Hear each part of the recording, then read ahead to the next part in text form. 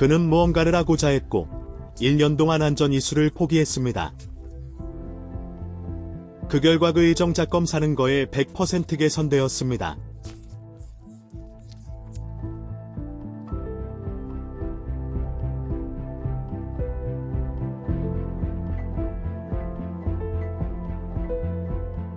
이 비디오에서 정상적인 또는 거의 정상적인 정작 검사를 쉽게 볼 수 있습니다. 적절한 밀도 아정자들이 실제로 모든 방향으로 움직이며 정자의 외관적인 형태에도 병이 없습니다. 이는 적절한 치료를 시작하는 것이 의미가 있다는 것을 알 수 있게 해줍니다. 즉, 생활 방식을 바꾸고 몇 킬로그램을 빼는 것부터 시작해 니코틴 소비를 줄이는 것이 대적일 것이며 이때 가능하다면 금연하는 것이 가장 좋을 것입니다.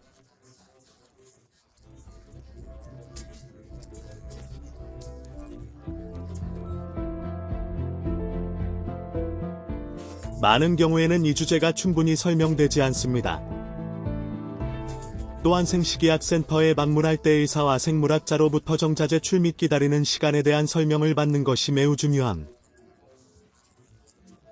지금까지 사람들은 정자 검사 결과를 최대한 개선하기 위해 가능한 한 오랫동안 사춘기를 자제해야 한다고 생각합니다.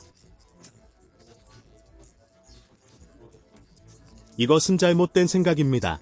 즉, 대기기간, 즉 2에서 3일 동안의 성관계 무제가 최적이라는 것을 알고 있어야 합니다.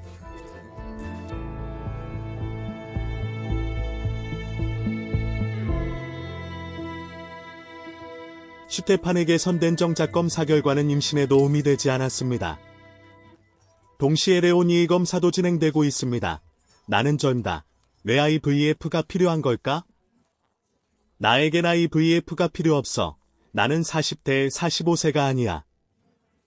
내 경력은 나에게 더 중요해지고 나는 항상 건강했어. 모든 것이 좋았어. 어떤 이상도 없었어. 나는 아예 술을 마시지 않아. 담배를 한 번도 피운 적이 없어. 그러니 나에게 무슨 문제가 있을까? 이건 좀 마음을 쓰이게 하는 일이었어.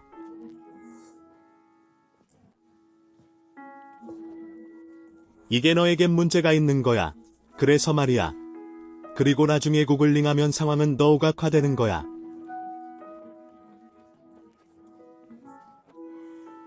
그냥 미치도록 만드는 거야.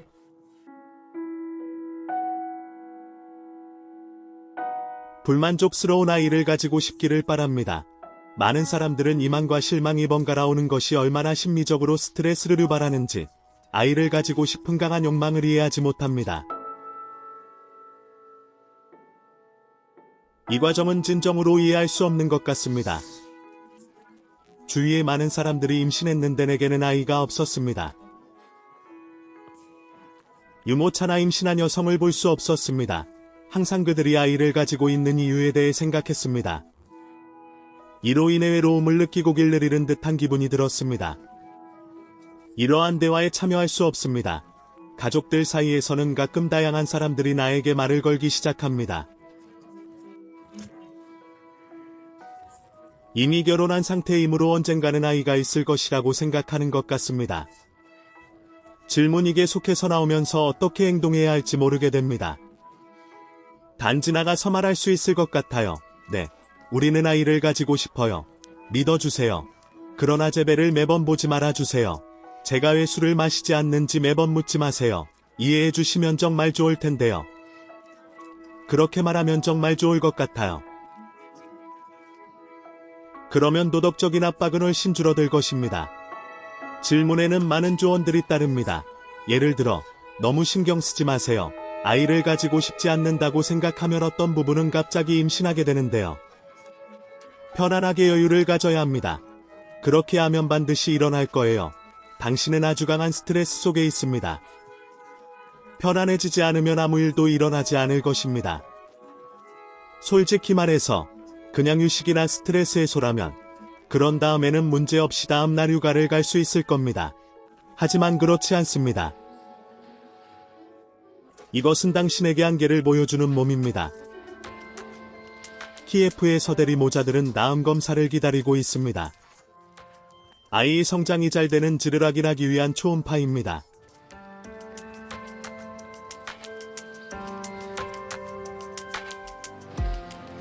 알레나는 이미 12살 아들이 있습니다. 지금은 임신 6개월 차입니다.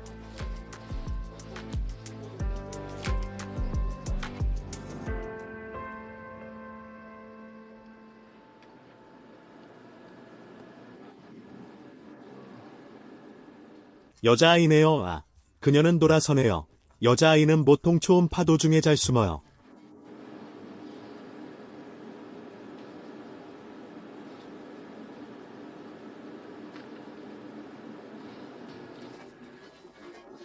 올레나, 이미 아이를 보셨어요?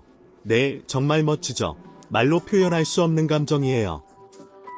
올레나는 네 번째 대리모자가 되었습니다. 첫 임신 때는 정신적으로 준비되지 않았어요. 모든 게 조금 다를 것이라고 생각했거든요. 그 후에 임신 때는 입주자 부모에게 접촉하면서 훨씬 더 쉬웠습니다. 그들이 어떤 사람인지 알고 있었기 때문에 더 편했습니다. 36세 여성은 이미 스페인, 미국, 이탈리아의 부모를 위해 아이를 임신한 적이 있습니다.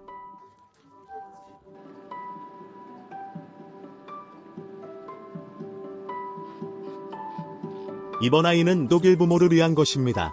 임신 도중에 이미 부모와 접촉이 있는 경우 감정적으로 훨씬 편안합니다.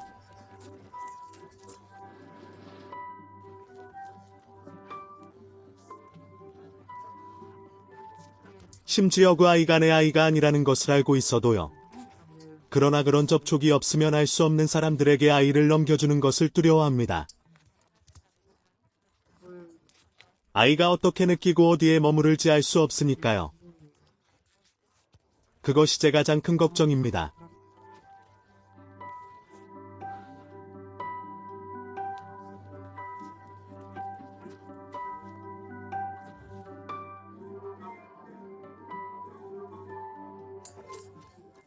대리모자와의 의사소통 여부는 결국에 미부모들에게 달려 있습니다.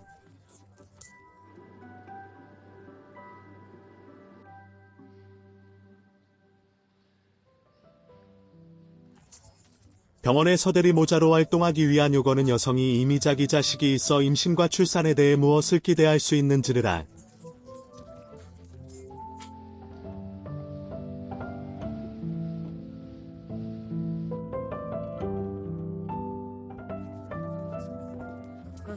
물론 나는 아이와 이야기합니다. 그것은 사랑의 형태이지만 어머니의 사랑은 아닙니다. 다른 사람들이 어떻게 이해하든 상관없습니다. 아이는 올해 나에게 큰 일부입니다. 그리고 물론 감정이 있습니다. 예비 부모들은 자신의 아이에게 4만 유로에서 6만 5천 유로를 지불합니다. 이 수입의 대부분은 병원에 돌아갑니다. 병원의 데이터에 따르면 대리모자는 2만 2천 유로를 받으며 이는 우크라이나의 평균 연봉의 6배에 해당합니다. 그러나 건강한 아이를 낳을 경우에 만전액이 지급됩니다. 말할 수 있는 것은 전쟁이 시작되면서 저는 직업을 잃었고 가족을 지원해야 했습니다. 만약 전쟁이 없었다면 대리모자로 서병원에 조금 더 늦게 오지 않았을까 생각하기도 합니다. 하지만 그것은 저의 임신에 애를 입히지 않습니다. 안정된 감정 상태를 유지하려고 노력하고 있습니다. 다른 방법이 없기 때문이죠. 우리는 강해지려고 노력합니다. 종교적인 사람들은 저가죄를 짓고 있다고 말합니다. 다른 사람들은 아기를 판다고 말합니다. 하지만 그것은 사실이 아닙니다. 돈은 시간과 관련된 모든 것에 대한 보상입니다. 제 생각에는 몇 년 동안 아이를 가져오려고 노력하는 몇몇 부부도 있습니다. 그리고 저는 그 아이들과의 미부모들을 매우 행복하게 만듭니다. 인터뷰용의 미부모를 찾는 것은 쉽지 않았습니다.